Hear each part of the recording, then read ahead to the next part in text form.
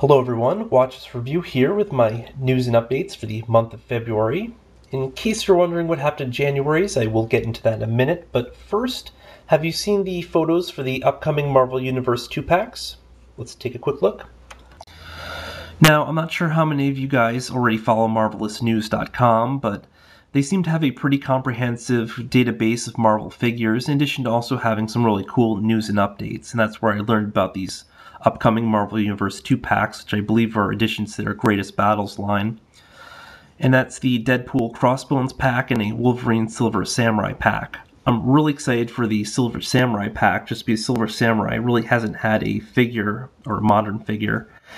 He wasn't featured in Legends, Selects, or even X-Men Classics, and, you know, I think the only figure made of him at all in the past decade might have been for the Marvel Superhero Squad. So, I mean, definitely really big news, although I would have preferred him at a larger scale, but, you know, still really cool. He comes packed with another Wolverine. I know we have a ton of them, but this one at least is a different costume. As for the Deadpool pack, I'm not sure if the Deadpool is going to be a reissue of the X-Men Origins Wolverine one. I didn't pick that particular figure up, so I'm not terribly familiar with it, although I do know that the X-Men Origins Wolverine line's a bit shorter, so hopefully it's a new sculpt. I mean, no matter what, I'll probably end up picking that one up.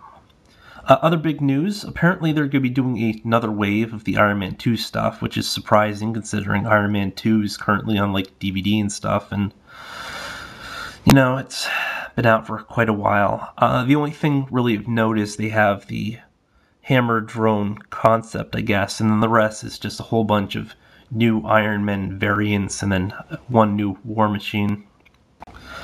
I don't care about that so much, though. Other really cool news is, I don't know if you've seen the mega-scale Thundercats 14-inch lino.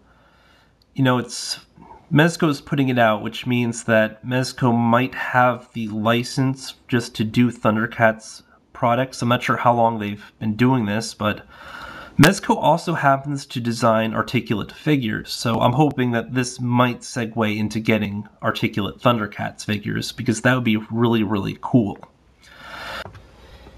At any rate, those were just some quick toy updates that I felt were worth sharing, and you know, I'm a little excited about. Well, not the last one. Last one I'm excited because it might build into something.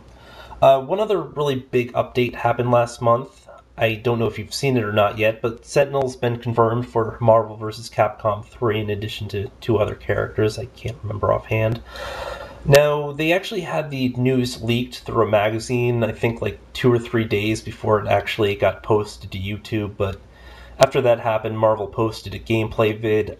I can't say I like the image that they're using for Sentinel, 'cause I don't like the whole roundedness and maybe colors of it. I just really love the 2D sprites of the original, although that dates all the way back to Children of the Atom. But at this point, I believe that there are going to be like something like 10 different downloadable characters for it, so I'm probably going to wait for the Game of the Year edition between that and the fact that I have a whole stack of video games I'm currently going through. I really shouldn't be buying more at this point until I at least whittle that pile down. Alright, as for the missing January news and updates, I was holding off because I was going to be doing a 2010 in review feature in which I look at the top 10 lines of 2010, do some top 10 figures of 2010, and, you know, all that stuff. And a lot of the points I believe I would have touched upon in the January news and updates might be in there. Otherwise, December didn't have a lot of news. January, however, happens to have a lot more because, I mean, I've been stopping in retailers and stuff, and a lot of the prices that had been previously lowered have gone back up. I've noticed that the Iron Man 2 line is up to, I think, $7 or $8 again at Walmart. Star Wars stuff surprisingly really jumped. It's like the Legends, I think, is up to 8 at Target, then 9 for the Vintage Wave, which is kind of absurd. But the other really scary thing is now my Toys R Us has gone from doing DC Universe Classics at 15 to 16, and last time around it was the first one to price jump to 15, so I'm just wondering if they've got another $1 in store for us for that crap. And that would be pretty sucky, but I mean, my Target doesn't ever seem to get new ones in. My Walmart gets them in occasionally, but just has so many peg warmers.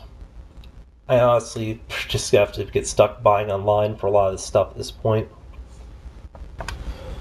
Although, honestly, it is kind of often really cheaper in that way because I have managed to snag some really decent deals just by waiting and then picking up the stuff when it's like marked down on some online retailers or off eBay. So, you know.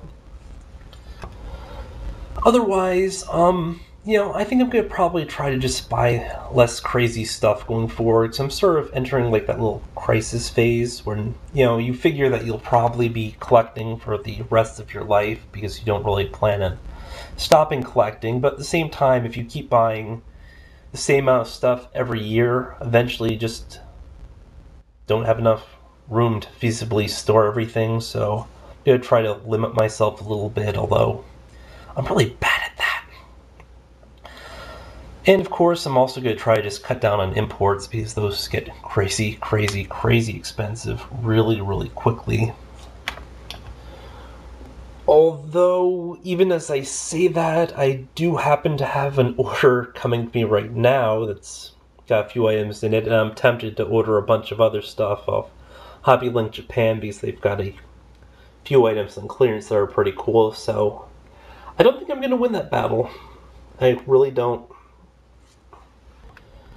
Quick update. Since filming, I have learned that there in fact is a Thundercats line of figures down the road, but it's not being done by Mezco, it's actually being done by Bandai, and it's not of the original series, it's instead the remake or reimagining that's going to be coming out, I think, sometime this year. So, not quite what I'd hoped for, but, it is something, so it's not all bad.